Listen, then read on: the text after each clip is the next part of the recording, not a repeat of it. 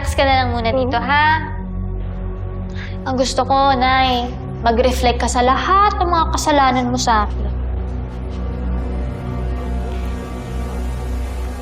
Pagbalik ko, paplansyahin natin. Alam mo na.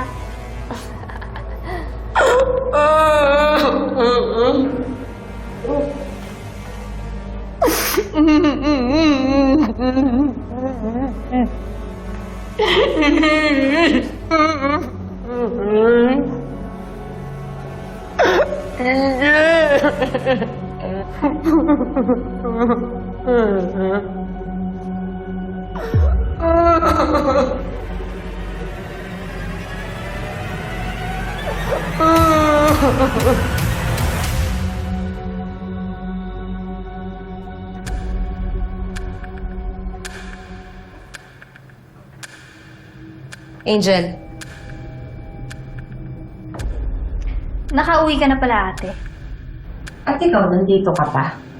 Kapal din talaga ng pagmumukha mo, no? Kailangan pa bang palayasin kita dito para makaalis ka?